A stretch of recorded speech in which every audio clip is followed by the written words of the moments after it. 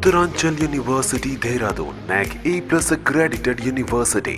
Hi hello నమస్తే welcome to our channel మనం TV నేను మీ శాన్వి. ఈ రోజు మనతో పాటు సీనియర్ పొలిటికల్ అనలిస్ట్ అప్పుసాని రాజేష్ గారు ఉన్నారు. ఆయనతో మాట్లాడి ప్రస్తుత రాజకీయాల గురించి తెలుసుకుందాం. హాయ్ సార్, నమస్తే. నమస్తే సార్, ఇప్పుడు చూసుకుంటే రాజకీయాల్లో ఒకరిని విమర్శించుకోవడం కామన్ అయిపోయింది.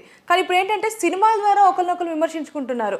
జగన్మోహన్ రెడ్డి గారికి ఫేవర్గా ఏంటంటే వ్యూహం సినిమా, టీడీపీ వాళ్ళకి ఫేవర్గా ఏంటంటే రాజధాని ఫైల్స్. అసలు ఏం జరుగుతుంది అంటే బహుశా మీరు గమనించి ఉండకపోవచ్చు, కానీ తెలుగుదేశం పార్టీ ఆవిర్భావం తర్వాత, ఎన్టీ రామారావు గారు రాజకీయ రంగ ప్రవేశం తర్వాత ఈ సినిమా మాధ్యమం ద్వారా రాజకీయ ప్రచారం, విమర్శలు, ప్రతి విమర్శలు అనేది దాదాపుగా చాలా సంవత్సరాల క్రితం నుంచి తెలుగు సమాజానికి అలవాటై ఉంది. ఓకే, ఎన్టీ రామారావు గారిని విమర్శిస్తూ ఆ రోజుల్లో 2-3 సినిమాలు వచ్చినాయి, చాలా సంచలనాలకి దారితీసినాయి. ఆ రోజుల్లో ఎన్టీ రామారావు గారికి ఉన్న పాపులారిటీ నేపథ్యంలో ఆ సినిమాలలో యాక్ట్ చేసిన నటులు కూడా చాలా ఇబ్బందికరమైన పరిస్థితులు కూడా ఎదుర్కోవడం జరిగింది ఆ రోజుల్లో. కానీ అవి దశాబ్దాల క్రితం సంఘటనలు. ఈ మధ్యకాలంలో రాజశేఖర రెడ్డి గారు చనిపోయిన తర్వాత, జగన్మోహన్ రెడ్డి గారు రాజకీయ రంగ ప్రవేశం చేసిన తర్వాత, రాజశేఖర రెడ్డి గారికి ఆయన వ్యక్తిత్వ పరంగా ఒక ఎలివేషన్ ఇవ్వడానికి, అంటే రాజకీయంగా ప్రజల మనోభావాల్ని తమకు అనుకూలంగా మలుచుకోవడానికి రాజశేఖర రెడ్డి గారు చేసిన పాదయాత్ర నేపథ్యంలో ఒక సినిమా తీయటం జరిగింది, యాత్ర అని చెప్పని. తర్వాత రీసెంట్గా ఆ యాత్రకి కంటిన్యూషన్గానే యాత్ర 2 అని చెప్పని జగన్మోహన్ రెడ్డి గారి వ్యక్తిత్వాన్ని ప్రతిబింబించేలా ప్రజల్లో తమకు ఆ సానుకూలత రప్పించుకునేలా ఒక సినిమా తీయటం జరిగింది. అదే వరల్డ్లో రామ్ గోపాల్ వర్మ గారు నేతృత్వంలో మరొక సినిమా వ్యూహం అని చెప్పని ఒక సినిమా తీస్తూ ఉన్నారు. అది ఆ వ్యూహం సినిమాలో కొన్ని సీన్స్ అభ్యంతరకరంగా ఉన్నాయి, మమ్మల్ని కించపరిచేలా ఉన్నాయి అని చెప్పని తెలుగుదేశం పార్టీ ప్రధాన కార్యదర్శి నారా లోకేష్ గారు కోర్టుకు కూడా అప్రోచ్ అవడం జరిగింది. అలాగే మీరు ప్రస్తావించిన రాజధాని ఫైల్స్, ఇక్కడ మనం గమనించుకుంటే మీరు అంటే ఈ రెండిటిని ఏ విధంగా పోల్చాలి, వారిని విమర్శిస్తూ వీరిని విమర్శిస్తూ వారు సినిమాలు తీసుకుంటున్నారు అన్నప్పుడు, ఇవన్నీ ఈ మధ్య కాలంలో జరిగిన సమకాలీన రాజకీయాలు, ఈ మధ్య చోటు చేసుకున్న సంఘటనలు, పరిస్థితులు, పరిణామాల నేపథ్యంలోనే ఈ సినిమాల రూపంగా తీసే ప్రయత్నం చేస్తూ ఉన్నారు. ఈ తీసే ప్రాసెస్లో నేను ఇందాక చెప్పినట్టుగానే ఒక 30 సంవత్సరాల క్రితం, 40 సంవత్సరాల క్రితం, 100 సంవత్సరాల క్రితం జరిగిన సంఘటనల్ని ఏ విధంగా ఎగ్జాగరేషన్ అయినా సరే, లేదు స్థాయి తక్కువ చేసి చూపించినా ఇప్పుడు జనరేషన్కి ఆ రోజు ఏం జరిగిందో తెలియకపోవచ్చు. ఓకే, కానీ గత 5 సంవత్సరాల్లో జరిగిన సంఘటనలు, గత 10 సంవత్సరాలు జరిగిన సంఘటనలు ప్రజల మధ్యలో ఇప్పటికీ చిరస్థాయికి ఉండిపోతాయి. అంటే ఫ్రెష్గా ఉంటాయి మన జ్ఞాపకాల్లో. ఎక్కువ టైం తీసుకోలేదు కాబట్టి ఒక 2 సంవత్సరాల క్రితం ఒక సంఘటన గురించి మనం ఇవాళ ఒక సినిమాలో ప్రస్తావిస్తున్నప్పుడు అది యథావిధిగా ప్రస్తావిస్తేనేమో ఇదే కదా, నిజమే కదా, జరిగింది ఇలాగే కదా, నిజమే, ఈ సంఘటన వల్ల ఆ రోజు ఎమోషన్స్ ఈ విధంగా ఉండుండొచ్చేమో, ఈ విధంగా సెంటిమెంట్లు ఈ విధంగా రైలు ఉండొచ్చేమో, దీని వెనక వాస్తవ పరిస్థితి ఇదేమో, ఈ విధమైన చర్చ నడుస్తుంది. అట్లా కాకుండా 2 సంవత్సరాల క్రితం ఫ్రెష్గా ప్రజల మనసులో ఉన్న ఇన్సిడెంట్ని కంప్లీట్ మ్యానిపులేషన్ తోటి, ప్రజల ఆలోచనకి భిన్నమైన వర్షంతో కనుక తీసినప్పుడు ఇదేంటి, దీన్ని ఇంతగా వక్రీకరించి చూపిస్తున్నారు. రాజకీయంగా ఆ రోజు వీళ్ళకి వ్యతిరేకంగా వచ్చిన నిర్ణయం కదా ఇది, ఈరోజు సానుకూలంగా చూపించుకునే ప్రయత్నం చేస్తున్నారేంటి అని చెప్పని డెఫినెట్గా ప్రజలు దాంట్లో చర్చించుకుంటారు. ఆ చర్చించుకున్న నేపథ్యంలోనే మీకు యాత్ర సినిమా వచ్చిన రోజు 2019 ఎన్నికల సమీపంలో ఆ సినిమా రావడం జరిగింది. ఆ రోజు పరిస్థితులు ఏంటి, ఆ రోజు జగన్మోహన్ రెడ్డి గారికి ప్రజల్లో సానుకూలత ఉంది. చంద్రబాబు నాయుడు గారికి వ్యతిరేకంగా జగన్మోహన్ రెడ్డి గారు సక్సెస్ఫుల్గా క్యాంపెయిన్ చేసుకోగలిగారు, తనకి ఎలివేషన్ ఇచ్చుకోగలిగారు, ప్రజల్లో తన వ్యక్తిత్వాన్ని ప్రాపర్గా ప్రొజెక్ట్ చేసుకోగలిగారు. ఒక ఫైటింగ్ స్పిరిట్ ఉన్న నాయకుడిగా, యువత కోసం నిలబడగలిగే నాయకుడిగా, యువతకు ఒక అద్భుత భవిష్యత్తు ఇవ్వగలిగే నాయకుడిగా, రాష్ట్రాన్ని అభివృద్ధి చేయగలిగే నాయకుడిగా తాను చిత్రీకరించుకున్నారు.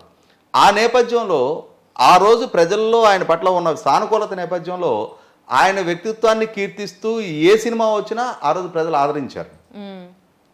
ఇవాళ ఆయన పాలకుడు 5 సంవత్సరాల తర్వాత ఆయన పాలనా హయాంలో ప్రజల జీవితాల మీద ఎటువంటి ప్రభావం చూపింది అని చెప్పని ప్రజలు స్వయంగా అనుభవపూర్వకంగా తెలుసుకున్న నేపథ్యంలో ఇప్పుడు ఈ పాలనాపరమైన విజయాల గురించో, ఈ పాలనాపరంగా తీసుకొచ్చిన సంస్కరణల గురించో, ఈ పాలనాపరంగా ప్రజల జీవితాల మీద ఎటువంటి ప్రభావం చూపించారు అని చెప్పని అంశాల ప్రాతిపదికగా కాకుండా ఇప్పుడు కూడా ఆయన వ్యక్తిత్వాన్ని ఎలివేషన్ ఇచ్చే విధంగా సినిమాలు తీసిన నేపథ్యంలో ప్రజలు ఆదరిస్తారా నిరాకరిస్తారా అని చెప్పని నిరాదరణ చూపుతారా అనేది మనం యాత్ర 2 సినిమా కమర్షియల్గా దాని పొజిషన్ ఏంటనేది మన కళ్ళ ముందు కనిపిస్తూనే ఉంది. కాబట్టి ఏంటంటే అన్ని సందర్భాల్లో ఈ సినిమా ప్రచారం వర్కౌట్ కాదు. ఓకే, దానికి తోడు వాస్తవాలకి భిన్నమైన రీతిలో ఆ వ్యక్తిత్వాన్ని అంటే తప్పులో కూడా ఒప్పుగానే చూపించే ప్రయత్నం చేసినప్పుడు ప్రజలు ఆదరించరు. అదే సందర్భంలో మీరు ప్రస్తావించిన రాజధాని ఫైల్స్ సినిమా కూడా ఈ మధ్యకాలంలో జరిగిన చరిత్ర అది. 2019 ఎన్నికలకు ముందు నుంచి అసలు అంటే 2014లో ఆంధ్రప్రదేశ్ రాష్ట్ర రాజధాని ప్రస్థానం మొదలైంది. రాష్ట్ర విభజన నేపథ్యంలో రాజధాని కూడా లేని పరిస్థితిలో రాష్ట్రాన్ని విభజించిన నేపథ్యంలో రాష్ట్రానికి ఒక రాజధాని ఏర్పరచుకోవాల్సిన నేపథ్యంలో ఆ రాష్ట్ర రాజధాని ఏర్పాటు కోసం ఆనాటి ప్రభుత్వం సంకల్పించిన నేపథ్యంలో ఆనాడు ప్రతిపక్షం కూడా ఏకగ్రీవంగా అసెంబ్లీలో తీర్మానం ఆమోదించిన నేపథ్యంలో ఆనాటి ప్రభుత్వం పూనుకొని రాజధాని నిర్మాణం కోసం రైతులతో చేసుకున్న ఒప్పంద నేపథ్యంలో పలానా ప్రాంతంలో రాజధాని అని చెప్పిన ప్రకటించిన నేపథ్యంలో ఇదంతా మన కళ్ళ ముందు జరిగిన చరిత్ర. ఈ జరిగిన చరిత్రని రాజకీయ అవసరాల రీత్యా అక్కడ ఎన్ని నిందలు మోపారు, ఎన్ని అభివృద్ధి దిశగా ప్రయత్నాలు జరిగినాయి, ఇవన్నీ మన కళ్ళ ముందు జరిగిన సంఘటనలే.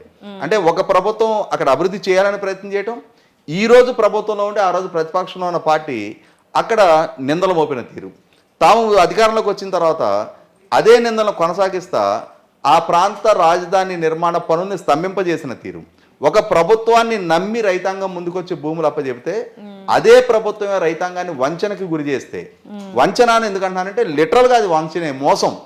ఎన్నికలకు ముందు ఇక్కడే రాజధాని ఉంటుంది అని చెప్పని, ఇక్కడ రాజధాని నిర్మాణానికి మేము కూడా సహకరిస్తున్నాము అని చెప్పని అసెంబ్లీలో ఏకగ్రీవ తీర్మానాన్ని ఆమోదించి అందరూ కలిపి తీసుకున్న నిర్ణయం కాబట్టి నమ్మకంతో రైతులు ముందుకొచ్చి తమ సర్వస్వమైన భూములు స్వాధీనం చేస్తే అక్కడ రాజధాని నిర్మాణానికి వాళ్ళ భూములు మొత్తం షేప్ మార్చేసి ప్రభుత్వమే వాళ్ళతో చేసుకున్న ఒప్పందాన్ని ఉల్లంఘించి ఒక రకమైన విధ్వంసకర విధానాలు అవలంబించి వాళ్ళ మనోభావాలతో ఆడుకొని వాళ్ళ మీద కేసులు, దాడులు, దౌర్జన్యాలు, అన్నిటికన్నా ముఖ్యంగా మార్ఫింగ్ ఫోటోలు, మార్ఫింగ్ వీడియోలతోటి వాళ్ళ వ్యక్తిత్వానికి పాల్పడతా ప్రభుత్వ పెద్దలు దాన్ని శ్మశానం అని, ఎడారని, ముంపు ప్రాంతం అని, నిర్మాణానికి పనికిరాదు అని, నిర్మాణ ఖర్చు ఎక్కువ అవుతుంది అని రకరకాల ప్రచారాలు చేసి చివరికి అసలు రాజధాని పనులని కొనసాగనివ్వకుండా స్తంభింపజేసిన నేపథ్యంలో వాళ్ళ జీవితాలు ఒక త్రిశంకు స్వర్గంలాగా అంటే అటు ఇటు కాని పరిస్థితుల్లో నలిగిపోయినాయి,